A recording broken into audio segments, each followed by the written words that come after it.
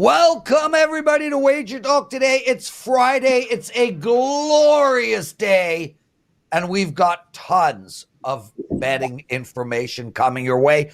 We're covering all the sports today, guys. Ross Benjamin joining us right off the bat. He's going to look at two college football bets. Both go tomorrow. That's not true. One goes the following Saturday. But he's going to look at the Montana State-New Mexico game and the Notre Dame Texas A&M game. We got Gianni The Greek coming in after that. He's got two baseball bets to give us, one on Houston and Baltimore and the other on Tampa Bay and the LA Dodgers. And Carmine Bianco is going to end the show with some soccer information for us. Teddy Covers is my co-host, my brother. What is your big game breakdown? Well, let's see. We're talking baseball. We're talking soccer. We're talking college football. What are we missing? NFL preseason. That's what we're missing. I got an NFL preseason winner for you tonight. Stay tuned. That will be coming up about midway through the show. Lawrence? Excellent stuff. Let's get this thing going. Ross Benjamin, you must be very excited to discuss this Texas A&M game. It couldn't wait till next week. We'll put it on hold for now. Let's focus on Montana State against New Mexico. This is a 4 p.m. Eastern game. It goes tomorrow. The line's a little bit all over the place. We have Montana State minus 12.5. There are 13.5s out there. The total in this game is 54.5. Teddy says, no, there aren't. Okay, fine. Ross, how do we bet this game? It literally, like in the last 15 or 20 minutes, this game's got bet up. The 12.5s are gone. The 13s are gone. It's all 13.5 and 14 right now. So, sorry, Ross? Yes, sir. Thank you for having me, guys. And after listening to Prez's off-air rants, I'll try not to speak in platitudes. So, hey, this is the highest we've ever seen an FCS team favored over an FBS school. And like Teddy just alluded to, that line continues to rise, and I think rightfully so. Has it taken away some of the value on playing Montana State in this spot? Certainly has, but I'm not going to let that scare me away because, I looked at this line when it first opened at 9.5, and it jumped right off the board at me. And I deem this to be sharp money, Teddy, that we're seeing on Montana State. It's very odd. The novice guy would look and say, well, we got an FBS school like New Mexico. They're catching points at home, not only points, but double-digit points. Where do I sign up for that? Hold on, my friend. Bronco Mendenhall was a great hire, though, by New Mexico in the offseason. However, you look at his 6 years at Virginia, they were pretty uninspiring, 36-38, including 2-10 in year one. And he takes over a New Mexico program that's a mess. They won 4 games or less in each of the last 7 seasons. They won a combined 19-60 during that time. Their returning production rate is number 124 in the country, which means they have a lot of inexperience. Yes, they brought in a ton of 3-star prospects in the transfer portal, but, again, it's a new coaching staff, new players, and there's going to be some growing pains. And I think they're going to struggle, especially out of the gate. And they're going to be facing a Montana State program that not a lot of people know about because they play at the FCS level. But, they're number 4 in the national poll in preseason right now, 43-13 the last 4 years in FCS play, including getting the 2 national championship games, a semifinal game, and then last year they were upset in the second round of the FCS playoffs, 35-34 by North Dakota State. By the way, North Dakota State's a pretty good program too, Teddy, and all 4 of their postseason losses, meaning Montana State, came at the hands of North Dakota State. This is also a team last year, 39.9 points scored per game, excellent rushing team, averaging nearly 300 yards rushing. They return, that's per game, and they returned their 4 top backs. They returned 5 experienced offensive linemen, and they return their starting quarterback. I'm not going to let that number scare me away. I really like Montana State here. I think they win this game by 17 points or more at New Mexico on Saturday.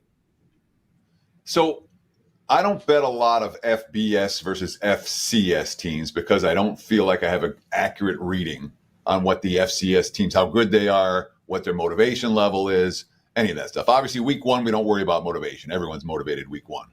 But Montana State, you talked about the success they had against other FCS teams that, don't give out scholarships, et cetera, et cetera.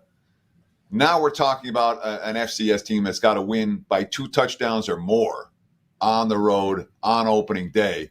How confident are you that Montana State has the talent to actually do that? I mean, again, if you want me to reiterate what I just said, about the returning starters, I want to talk about Montana State and their ability to step up in class against FBS foes. That's what I'm most interested in. Second of all, you're wrong about scholarships because you do get scholarships at FCS level. And thirdly, you got a New Mexico team that's a mess. Their program is a mess right now. And how did they step up against look, this is an FCS team that's dominated at the FCS level. They opened at 9.5. I mean, the book, correct me if I'm wrong, the sports books aren't that generous to give you an early winner, an easy early winner. The sharp money has moved this to 13.5 now. It was just 12.5 yesterday. So there's a lot to like about Montana State. And honestly, Teddy, I don't get into the FCS versus FBS matchups. I'm going to be totally transparent when I tell you with the limited amount of games on the board on Saturday, I had a chance to do a deep dive on this game, which I ordinarily wouldn't on a full Saturday card. So there you have it. Ross is fired up, Teddy. Punch it back. Whoa. I love Teddy. Yeah. Ross, man. It's like you watched the DNC last night and you have the fire lit under you, baby. Talk about being uninspired. Holy cow. Anyway, I won't. we can make throwaway lines like you watched it. We can't make our opinions known. Okay, Ross. So we got another game you want to talk about, and it goes next week. Notre Dame. They're playing Texas A&M. -2.5 now. That it was -1. Under 46.5 is the total, and that's the bet you like. Tell us why. Yeah, I mean, again, Prez, you mentioned earlier why I couldn't wait. The reason being is I see this line going down to 40, or total, I should say, down to 45, 44.5. It's came down from its opening number. You look at all the particulars in this matchup, and I think if you're going to catch value on the total, which we already lost some already, I would suggest betting it now. Notre Dame, 9 returning starters on the defensive side of the ball from a team that went 10-3 a year ago. They allowed 20 points or fewer in 9 of their 13 games last year. Number 7 in scoring defense nationally at 15.9 points per game. Notre Dame brings in Duke transfer Riley Leonard as their starting quarterback this year.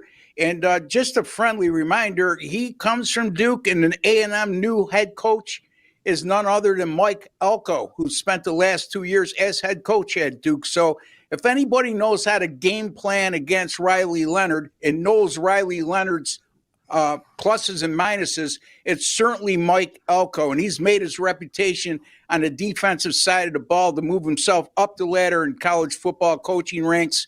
Under Elko, Duke allowed 10 of 13 games. They allowed 21 points or fewer last year against a pretty damn good schedule, probably a stronger schedule than Notre Dame faced a year ago. They got 9 returning starters on the defense side of the ball.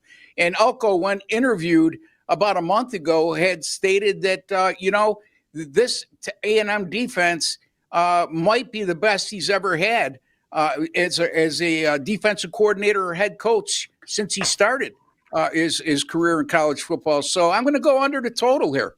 46.5. Kick his ass, Teddy. Kick his ass. So I was going to wait till he finished speaking first. I thought he was. I mean, I'm all hyped up, dude. I'm all hyped up today. You mean Prez cuts people off, Teddy? I'm not aware of that. Man, I think never done that. Never. So let me start with this. Notre Dame scored 40 plus 9 different times last year. Texas A&M, against many of the better offenses that they faced, that defense showed cracks. Those numbers that are wildly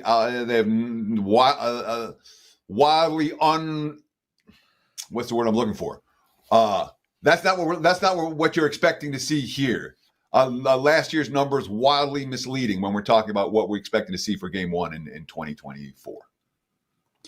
Yeah, I mean, it's a good point, Teddy, as always. The problem is when you look at those 40-plus outputs that Notre Dame put up a season ago, look at the level of competition. Again, if there is a fault with the numbers that I rattled off with Notre Dame's defense, which they were pretty dominant, it's the fact that they didn't face the best of competition in half of their games. Texas A&M played at an SCS level last year. They got 9 returning starters. They got a brilliant defensive mind now in Mike Elko. And again, Teddy, I can't emphasize enough, Riley Leonard, I love this pickup for Notre Dame to elevate their offense, and I love Riley Leonard as a quarterback. However, you got a head coach that was Leonard's head coach the last 2 years. So if anybody knows how to game plan against him, and anybody knows the few weaknesses he has, it's certainly going to be Elko. So I took that all in consideration. It's also week 1 of the season. So I just don't see either team being extremely sharp offensively. And I think both teams' strength going into the season is on the defensive side of the ball. And it's surely worth noting that last year, Duke, with Mike Elko, faced Notre Dame 21-14 final score in that ballgame. With Mike Elko and Riley Leonard, faced Notre Dame 21-14, stayed well under the total. Right. And a game that Duke should have won, if you remember that. Notre Dame had to come back late in that game. So, yes, very good point. Ross Benjamin, everyone. Ross, Jesse Schul in the chat room, probably wearing a hat. He writes that he is with you, Ross. He likes the under as well. Guys, we got an incredible promo going. It's our 10th year anniversary week. I cannot believe WagerTalk has been around for 10 years. It's been an amazing ride from start to finish. I can't believe how far we've come. And a lot of it's to do with you guys in the chat room, our listeners, our clients, our customers, and also our experts. We have a promo code for you all. It's our fill your cart special. You get 30% off of any all-access pass that you want to put in your cart. 1 day, 7 day, 30 day, full season. Use the promo code 10 years. 10 years, and yours is spelled YEARS for all you people who want to mock my accent. Ross, I don't know if you're still here. If you are, what do you have to promote? Yeah, college football season starts tomorrow, folks. Last year finished 62-42 on a 62-42 run from September 9th on in college football over $1,000. Number 2 in college football and NFL combined in terms of money earned. WT.buzz/RB. Get a hold of my my annual package, college football, NFL combined. Yes, it's a hefty price, but I'm going to make you a hefty amount of money. So, and take advantage of that offer, like Prez just said. Yeah, you got it. And Ross, Jesse Schul writes in the chat room, me and Ross will take on Teddy and Prez any day of the week. The first thing that came to my mind was, why would John Cena allow Iron Mike Sharp to have a shot at him? Hey, man. Go easy on my man, Teddy. Now, you, Prez, on the other hand, I don't mind anybody giving you a hard time. I love you, Ross. Get out of here, my brother. Teddy covers. What did Bettors learn? Well, let's start with this. I'm rooting for Jesse and Ross. I'm not trying to take on Jesse and Ross. Yeah, I mean, you I don't always root for, Lawrence, but everyone else on the site, we're a team. We work together. I don't worry about it. I'm a rising tide lifts all boats. And when Jesse wins and Ross wins, guess what? That means clients are happy. They're more willing to buy you or me or somebody else. So we always root for each other. That's one of He's the good calling things. us out, Teddy. We didn't I call know, Jesse out. And of course I'm calling cheering Jesse. for Jesse. I'm calling Jesse out in this way. The other thing, Lawrence, which of course I have to call you out because you said it wrong. Okay. Promo code 10-year, YEAR, not plural. 10 year is a promo code to take 30% off any and all access passes with our Fill the Cart special. Not 10 years plural, 10-year singular. Now, let's talk about what we learned last night. I talked about MLB totals yesterday being unusually low for August. And look again today. There's 9.5 at Fenway, and that's it, above 9. You know, everything else there's a couple of 9s, everything else 8.5 or lower. Shockingly low. Just like NFL preseason totals have been the first 2 weeks. 14-2 to the under in week 2 at the closing number. 12-4 to the under week 1. That's 26-6 to the under through the first 2 weeks of preseason action. More than 80% unders in the first 2 weeks. So let's talk about NFL preseason totals. That cashed 80% plus to the under the first 2 weeks. What do we expect when that happens? Well, we expect a little regression, and we expect the markets to adjust perhaps a little bit too much. I talked yesterday in Big Game Breakdown. I think it was Wednesday on Big Game Breakdown. I talked about the Bears-Chiefs over. I used it as a client play yesterday. I could have used Cincinnati, Indianapolis too over, but I didn't trust Cincy to score.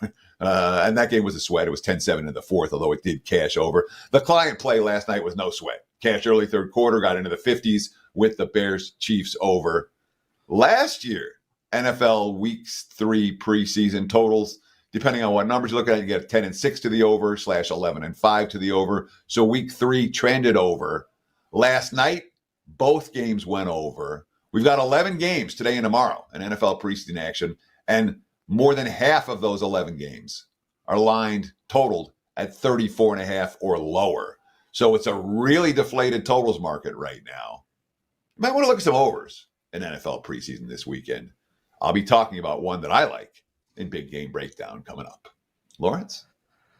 Lots of shows still to go, everybody. Gianni the Greek coming up next. Carmine Bianco after that. And Teddy's Big Game Breakdown. Gianni, my brother, how are you, dude? Welcome to the show. Love having you on. I got a question we're going to get to right off the bat. But first, hello. And second, raise your camera a bit, bro. Like to see your whole face. There we go, There you you handsome go. devil. Okay, and now unmute you. Yourself. Now unmute you. Now stand on one leg and spin around. Then do the chicken dance. Come on, Gianni. We need volume. We need volume, my brother. All right, here, let's take them off. They'll figure it out. We'll get them in a minute. Okay. Teddy covers. So I'm going to ask Gianni. Firstly, one of our listeners writes, Johnny one time. Jonathan Wilson. Great Friday show. Happy 10th. What an amazing feat. He goes by the name Johnny One Time. That's an awesome freaking nickname. I love it. Johnny One Time. Do we have Gianni ready to go? Yeah, it's been on. It's okay, dude. All right, we'll all right. Wait. We'll always wait for you, Gianni. I'm trying to figure out why I gave 2 baseball plays because there's all this college football tomorrow. There's UFC, I'm trying to figure that out too, bro. NFL. I don't know why I gave baseball. I forget what day it is most times. That's the problem. Okay, But well, listen, I gave out a PFL. I'll give that real quick. I just got to share.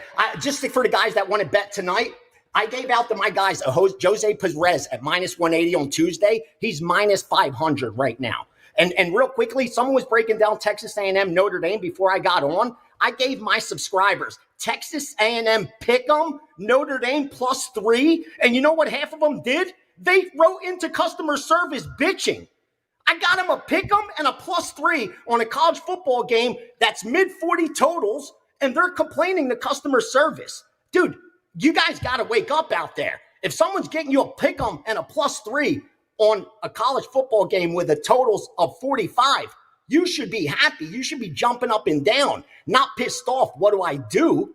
You come back and take the +3 if you took the pick'em early 2 months earlier. These week 1 games have been up for months. Our goal is to beat the number, not pick the winner. I think we need more educational programs on Wager Talk. I think we do, because that confusion.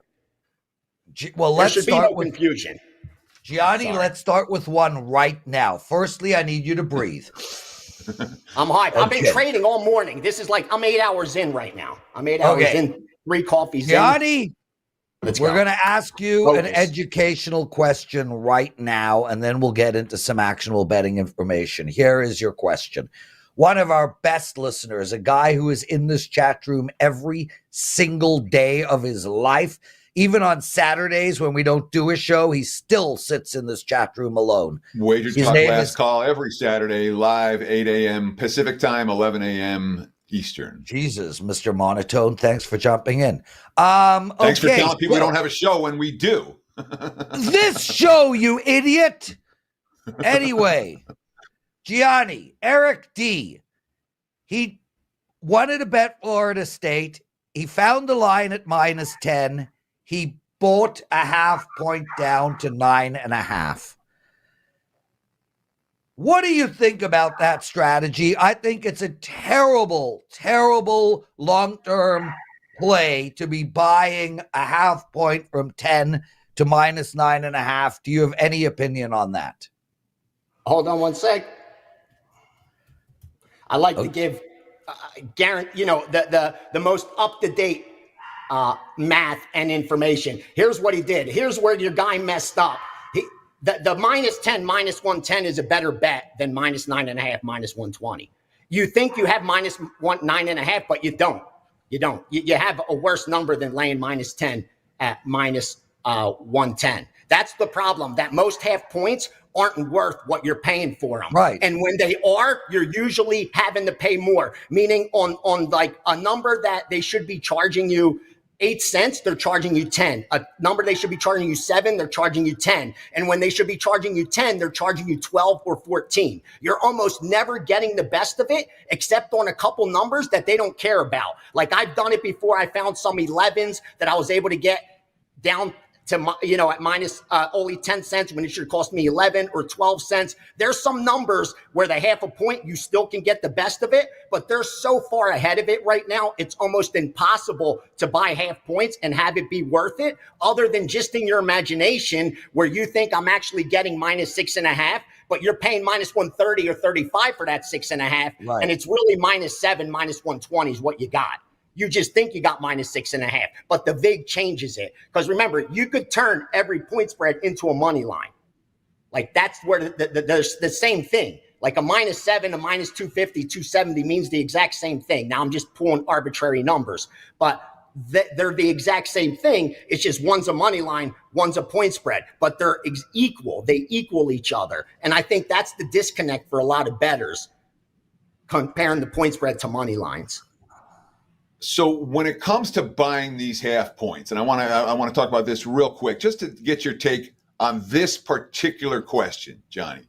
Does it make a difference if we're talking about betting off a push number onto a win number from 10, which would be a push, down to 9.5, which means 10 wins, versus from 10.5, which is a loss number, down to 10, which is a push number? You see what I'm saying?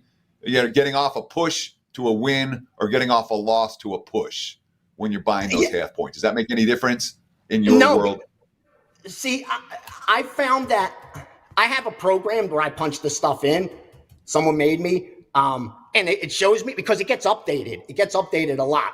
A perfect example is, let's say you have a +10, like you said, +10, and now you want to get it off the push and take it up to +10.5. And you say, you know what? I'm going to spend the 10 cents. I'm going to go to -120 and get +10.5. Well, here's the bad news, that it's only worth 8 cents. It's not worth 10. So when you take it up to that +10.5, you should be paying -118, but they're charging you -120 for it. So you're actually paying 2 extra cents more than you should. So you're getting a worse number than just taking the +10 at -110. But just psychologically, you think, oh, if it lands 10, I'm cashing, so I'm making a better bet. You're not making a better bet, because you laid 120 and you should have only laid -118. So you've actually made the worst bet, even worse bet, and now you're just hoping to be the product of good luck, like the guy at the roulette table. Yeah. He knows he's not getting true odds, but he hopes he hits the number. It's a terrible bet because you're getting 35-1 and there's 39 numbers. But when you hit it, you feel great, like it was a great bet. Unfortunately, good bets lose, bad bets win all the time. We say it, but with half points, don't buy them, guys. Unless you know exactly to the penny what a half point's worth, don't buy it. You're giving the book more money than you should. Stick to that. Gianni, listen, I had to ask this question because it's such an important topic. And I think it's one of the biggest mistakes that amateur bettors make. And just to be clear, so I'd like to answer Teddy's question as well. Look, I'm with you, Teddy. Conceptually, why would you buy off of a push? It makes more sense to buy minus 10.5 down to minus 10 as opposed to minus 10 down to minus 9.5. With that said, it's irrelevant. It's completely irrelevant to the math equation. If a half point is worth 8 cents, then it's worth 8 cents. That means it's not worth 10 cents or 12 cents or 15 cents. And I don't think 10.5 to 10 is 8 cents, Gianni. I could be wrong. I think 3.5 to 3 is 8 cents. 10.5 to 10 is like 4.5 cents or something. But either way, the math, there's never a time to buy a half a point, ever. And if you just go by that conceptually, you're going to do well. And the other last thing is, and Eric continues to mention it, this is never about one single game. Oh, it landed on 10. I won. I was right to buy that 10.5 to that 10 to 9.5. I was right, Prez, and you were wrong. It's not about one game. It's about betting. All the bets you make added together. Anyway, Teddy, you wanted to add something, and then we'll get into some betting info. The only thing I was going to say is that each half point is worth a different amount of juice. Yeah. You were saying a half point's worth 8 cents. A half point's not worth 8 cents. 10.5 to 10 is worth 8 cents. 10 to 9.5 might be worth 7. It might be worth 9. Right. Okay. 100%. That's what I said. Each half point is priced differently. That's all I wanted to say. I said, Gianni, Teddy. let's talk some MLB, and then we'll get into some college football. Well You said, got a pair of games you wanted to talk about for today. Let's go. We'll start off, Houston-Baltimore? Houston-Baltimore under? Yeah, sure. Houston-Baltimore. Usually I'll look to fade recency bias, but I just think it's that time of the year. You have a Houston team that's gone under 7 of their last 10. You have a Baltimore team that's gone under 7 of their last 10. You have a pitcher in Houston on Brown who's pitching lights out with a 1.96 ERA over his last 3. Again, usually I'll look to a progression towards the mean, but this guy's got a low 3.8 ERA for the season. So that is his progression, more or less, in the short term. On the other side, with Povich, you have a little recency bias. He's given up a ton of runs of late. I think 7 over 7 ERA his last 5, but at home, it lowers below 4. So I think it sets up nicely for a low-scoring game. I think game 1 went under. It was a shutout, 6-0. That kept it under. But I like the under. Then, like I said, I circle the sides I like. I do my work the night before. And then when the groups I work with come in on it, I release as a subscriber bet. This was one of them. They came in on Houston-Baltimore under 8, and I already liked it. So I gave it to my subscribers, 3% play. Yeah, so, I mean, there were 9s on this at the open. It's 8.5 juice to the over right now. Is it still worthy of a wager at 8.5 as opposed to the 9? The second one, Tampa Bay Dodgers, you're saying, that went to 8.5. I'm talking about Houston-Baltimore. It's 8.5 right now everywhere. Oh, yeah. We went under 8.5. I got the wrong number. I'm sorry. I did all right, here's what you do with the 9s and 8.5. If you could get 8.5 at even money, it equals going under 9 at minus 127. So if you could get 9 under minus 127, it's the same as 8.5 even. So you know that, because 9 is one of those key numbers. So since there's no 9s out there, if you get 8.5 even, it's pretty much the exact same number we got, because I got the green light to bet up to 9 at minus 125. We even got 8.5s out there. Yeah, a little confused with this game, the way that line's moved. But just sharing it, that's what we went on. Why did I have 8 on that? Anyway, move to Tampa, LA Dodgers, because it's the same thing. That's one where under 9, and now you're looking at 8.5. And it's the exact same situation. I send it out to my subscribers at 9, but I let them know that 9, go on to 127. If you can't get it, then 8.5 even money is the exact same thing. So don't feel bad if you got an 8.5 at even money. If it lands 9 that one time that they push and you lose, believe me, you got the same bet they did in the long term. Unless you're only betting today, it doesn't matter. If you're betting tomorrow, next week, next month, worry about the numbers. If you're only betting tonight, just worry about picking the winner and go under 9. But if you are going to be betting tomorrow, 8.5 even money is just as good. Dodgers, Tampa, these are just too high totals. Only one game in the last 10 have been lined above 7.5 for Tampa. Only 4 overs in the last 10 games for the Dodgers. That 9 got buried. It's down to 8.5. Like I said, if you could get even money, I still like the side. Alexander Miller pitching matchup, I think it supports it. Miller obviously gets lit up lately, but Alexander's been pitching good of late. We bet the under in those 2 games. Again, hopefully they turn a profit like we've been doing of late. But I got a lot going on this weekend, so probably should have came in with some football or some MMA for you guys. Sorry. You're muted, Lawrence. I'm muted because my idiot kid called in the middle of Gianni's segment. Guys, use that promo code 10EUR, 10 and then EUR. You get an all-access pass, 1 day, 1 week, 1 month, 1 year for any handicapper you want or every handicapper. Gianni has done nothing but win on a regular basis, year in and year out. If I were to use that promo code, I would buy a full year of Gianni and bet every play he releases. Gianni, in less than a minute, roll through some football bets, and then we got to go. All right, most of these numbers are probably gone, but I'm going to share them to you anyway. Georgia Tech tomorrow. We took the 11.5 for the game, took the plus 6.5 in the first half. We broke up the bet, 3% for the game, 2% for the first half. Also got Green Bay Packers plus 1.5. Carolina Panthers on the money line. What else? Birmingham. That's soccer, USL Championship. Take Birmingham plus a half. Nevada plus 27.5 and under 57 in that Nevada game. Arizona Cardinals plus 4. And yeah, that's enough football for you guys. I got a lot of college football for the week 1 of the season, but I think most of those lines moved. A lot of those moved. You're on the show Tuesday, brother. We'll go through it again. Love having you on. And guys, his steam room, when is it, Gianni? It's in like... Tomorrow, baby. Tomorrow morning, 10 a.m. Pacific time, 1 p.m. Eastern, going through the entire UFC card. I have a 5% play. I think I'm like 7-1, 8-1 on those in MMA. I'm up over 100 units for the year, crushing the MMA world. If you're ever going to bet MMA or UFC, you want to have my package. Just the math, just numbers don't lie. Again, you don't have to listen to anything I say. Just look at the results. You don't have to like my beautiful smile, the good looks, the nice voice. None of that you don't have to like. But just look at the numbers. The results don't lie. The return on investment doesn't lie. Just buy the MMA card. I got a 5% tomorrow. It's a dog, about plus 150. That's the kind of 5% that we give out. Whether you follow fade, I just hope you cash them, don't trash them. Do some damage this weekend, boys. Going, gone.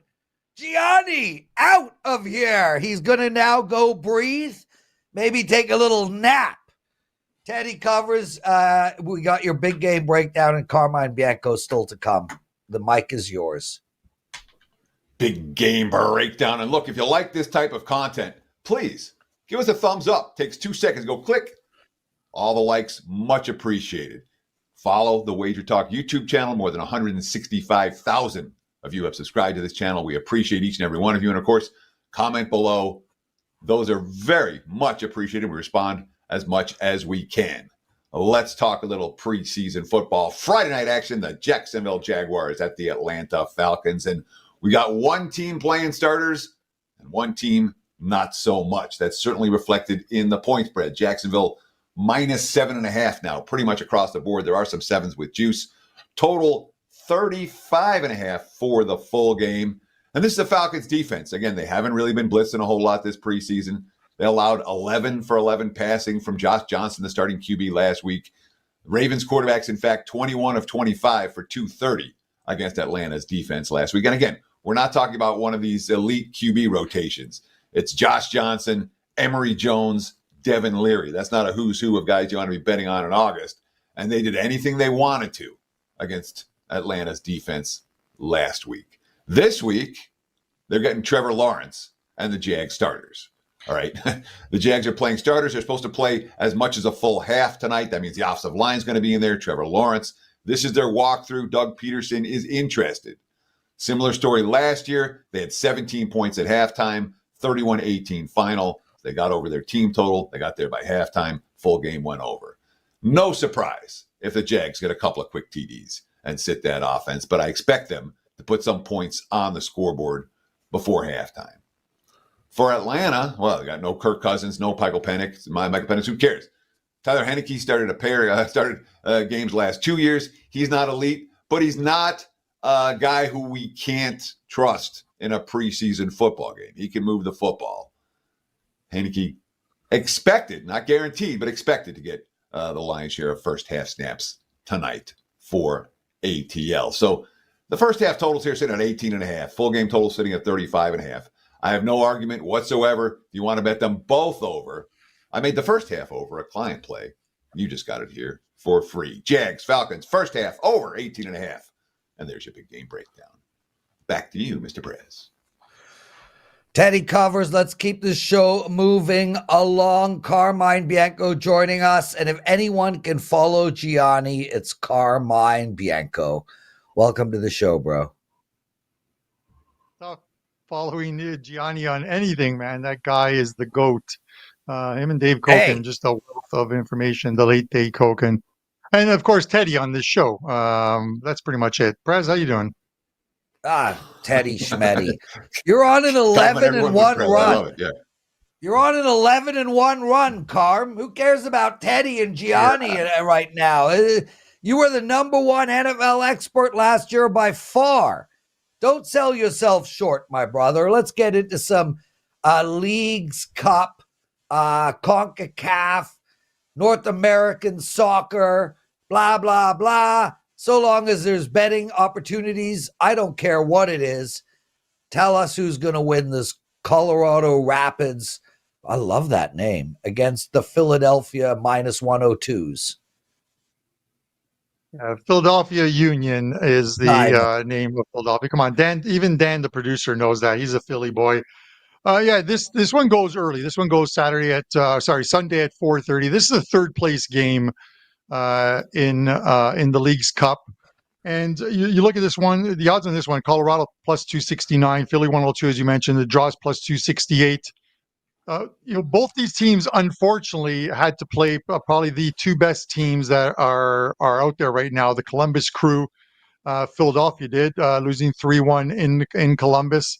And Colorado had to go to BMO Stadium in LA and play an LAFC team that is just lights out. They kept them at bay for about 40 minutes, 0-0, and then LAFC is the team that the minute they score a goal, the floodgates are open, and they opened up 42nd minute goal, 45th minute goal, 59th minute goal, and before you knew it was 4-0, game over, goodbye Colorado.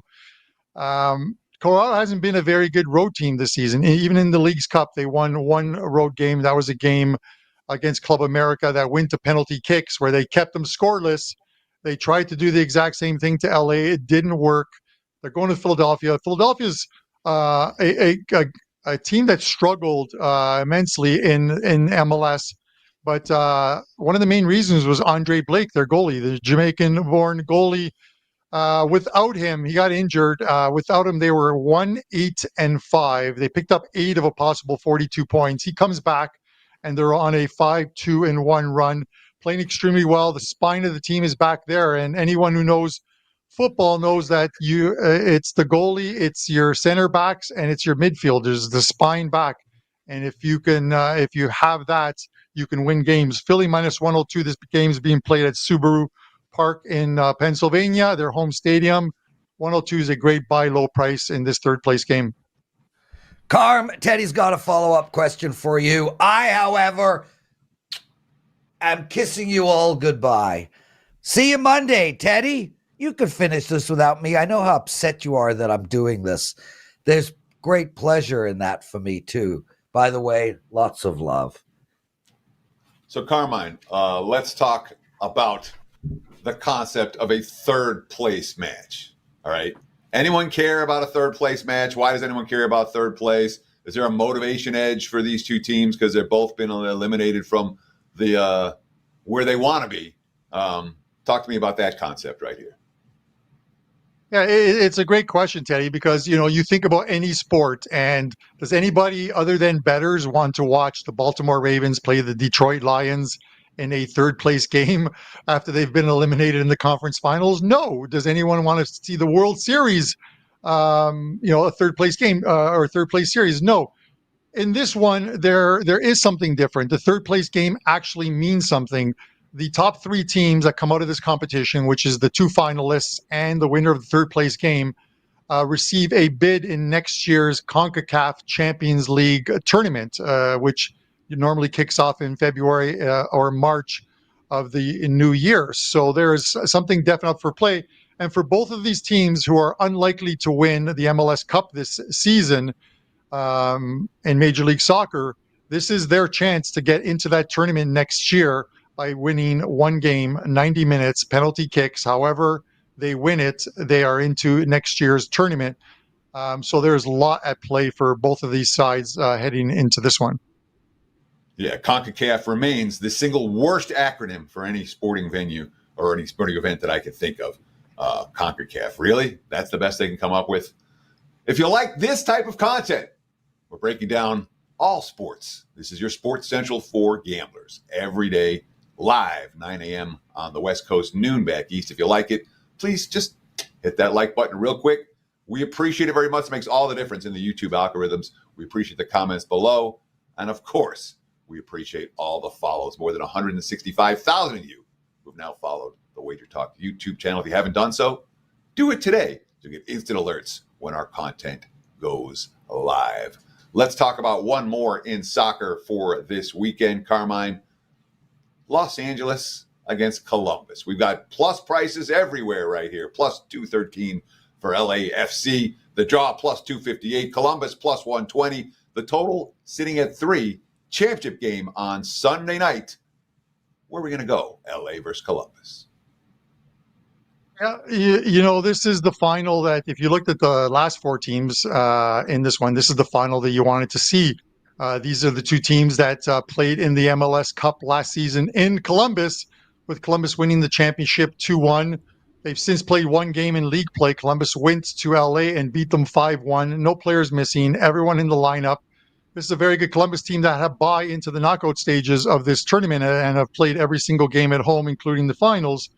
But this is a very good LAFC team. And when we talked about the League's Cup in our preview that I came on, I talked about two teams that I thought were good future bets to win this tournament. Cruz Azul, who were 12-1, who got eliminated in the knockout stages, and LAFC, who were at +8 or +850 to win it. And now they're in the finals. You could possibly, if you want to hedge out, you can hedge out. If you don't need the money, you just ride that ticket. I'm riding my ticket because I like LAFC in this game, even though Columbus are just playing lights out soccer and they beat LA in, like I said, in LA 5-1. 15 goals for Columbus in 5 games during the 90 minutes of regulation time. 3 goals on average per game. LAFC, the exact same average. They played 6 games, 18 goals through the 6 games. They're just a very good team, and now they have Olivier Giroud as well, too. He played in that last game for LA coming on in the second half, and he looked like he fit right in playing European football, but in the U.S. This is going to be a great one. The total's at 3, which surprises me because when you have two teams who can score and who have scored in the past against each other, you would think this is an automatic, easy over. But you look at the XG numbers. Last year in the finals, it was 2.04 to 1.03 for Columbus, 2-1, and it finished 2-1. The 5-1 game, the XG number was only 206 to 147, a lot tighter on that number than the 5-1 scoreline actually indicates. So, I look at those XGs and I think you have to take those into consideration. That 5-1, I think you draw a line through it. It is not a normal result for LAFC. They're one of the best teams, if not the best team in Major League Soccer right now.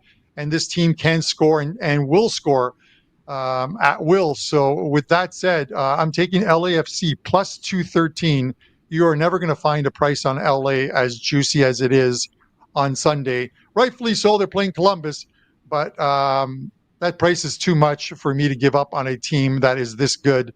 It's going to be a great game. Hopefully LAFC gets it done in 90 minutes.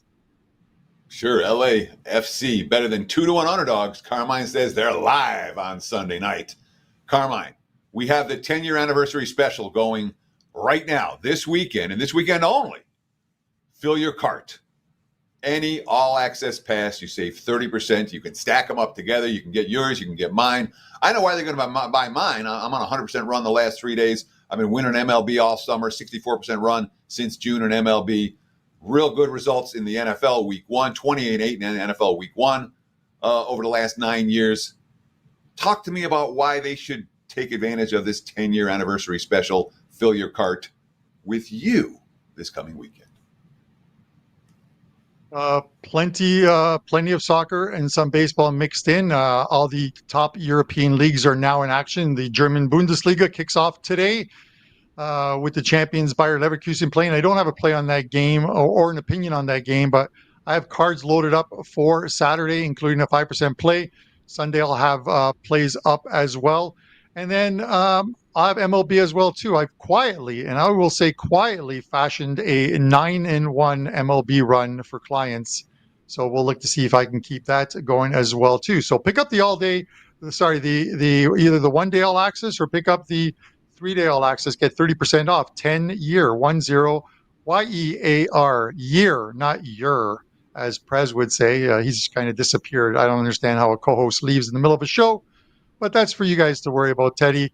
I appreciate you having me on, and I wish all of the guys and ladies watching this show today the best of luck this weekend. Pleasure's all mine, Carmine. Of course, you can use a 1 day, a 3 day, a 7 day, a 30 day, a 90 day, a 365 day all access pass. Take 30% off all of it using that promo code 10-year at checkout. And that's going to wrap it for the week here on WagerTalk Today. We'll do it again next week, each and every weekday, live, 9 a.m. here on the left coast, noon for you back east. Of course, WagerTalk Last Call on Saturdays as well, with Kelly in Vegas as the host. Between now and Monday's show, you guys know what to do. Enjoy the games, and best of luck with all your bets.